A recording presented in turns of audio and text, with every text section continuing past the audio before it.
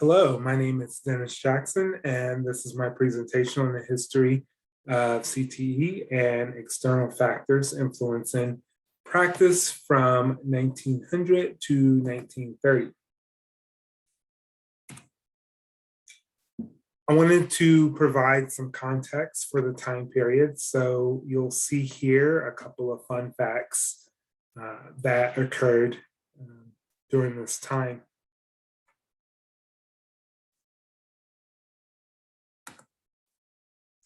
In terms of vocational career and technical programs, one big piece to mention was the formation of corporate schools. And these were established to address outdated apprenticeship programs. They were free for employees, and it was created by the corporations as a way to educate their employees on advancing technology. So two examples, the Baldwin Locomotive Works of Philadelphia occurred in 1901. They had three levels of workers and three different programs based off of age and education. General Electric Company in 1902, their corporate school combined activities of shop and classroom instruction. Another big piece during this time period was organizations, the formations of organizations. So 4-H Club was formed in 1902, and with the help of the Smith-Lever Act in 1914, became a national organization. You'll see that the goal of 4-H was to help young people and their families gain the skills needed to be proactive forces in their communities and develop ideas for a more innovative economy. The philosophy of the time period was progressivism. So essentially progressivism, people who believe in progressivism believe that humans must move towards better and more perfect solutions to personal and social problems. So critical thought was a major piece of progressivism, as folks believed that education should help students identify and solve their own problems in a systematic and pragmatic way. A couple of important commissions and boards are next. And so two on the screen occurred in 1905. So the Douglas Commission report and the National Society for the Promotion of Industry Education. A lot of prominent leaders were a part of these reports that gathered information and were very influential in setting up future legislation. In 1908, the National Society for the Promotion of Industry Education formed state organizations. So gave more opportunities for more people to become involved. In 1914, the Commission on National Aid to Vocational Education was established by President Woodrow Wilson. And as you can see, the pieces that the commission looked into are on the screen.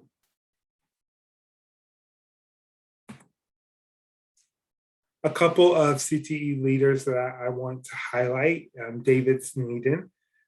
He held a couple of prominent positions in the commissions and board that I previously talked about.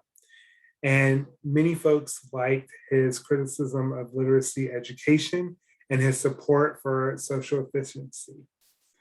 One of his students, Charles Prosser, believed that vocational education is for people who need or desire it and is best suited when the methods of instruction is geared towards each person's interests and abilities.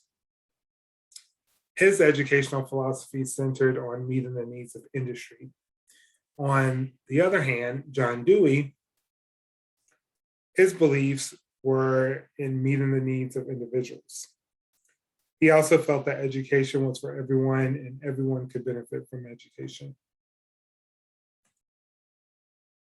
There were a lot of legislations of the time period. You'll see that a lot of the legislation was around agricultural education, as well as home economics for some. So really creating, moving these movements forward and creating opportunities for folks to continue to learn in these areas. The next set of legislations were geared towards training programs in an effort to support servicemen, disabled servicemen of the war. There needed to be lots of training opportunities to support the war as well. So these were geared towards retraining and rehabilitation for non-military disabled people, as well as disabled military folks. The last acts of this time period were again geared towards the development of agricultural education, as well as home economics that you can see in the last act. There were a couple of external factors influencing vocational and career technical education. There was a transition in manual arts to industrial arts. So kind of focusing on the industrial pieces, as well as differences in the education system. So a junior high model and comprehensive schools. So having a junior high model focused on a different curriculum for the 8th and 9th grade or 9th year of education. And comprehensive high schools also created different curriculum opportunities for students. So different pathways of education. They also noticed that this created additional socialization opportunities for students to engage in education outside or learning outside of the classroom. So a lot of this was done through clubs and organizations.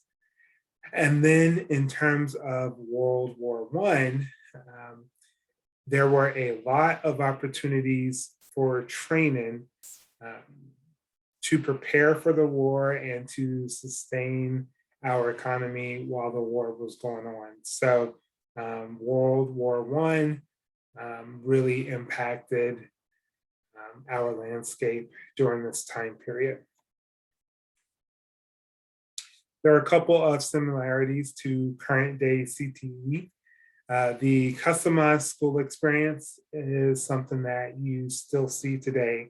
So really creating a curriculum that is geared towards students' interest and really being intentional in creating an experience that would engage a student to completion and improve those graduation rates. There are also still opportunities for youth. 4-H Club is going strong and has helped over 6 million students with their goals and their mission. So, and there's also lots of other clubs and organizations that were formed and developed, and it's still a big part of the student experience today. In terms of future implications, I think continuing to learn and adapt to the changing needs of society. Our education system will continue to grow and develop, and the needs will continue to change as time moves on. Along with that, local communities may have different needs than other places in their state or when compared to other states. And so really being able to meet the needs of the local community and then create smooth transitions along the educational pathway towards a career is something that will continue to be important. And then I have my references. So thank you for listening to my presentation.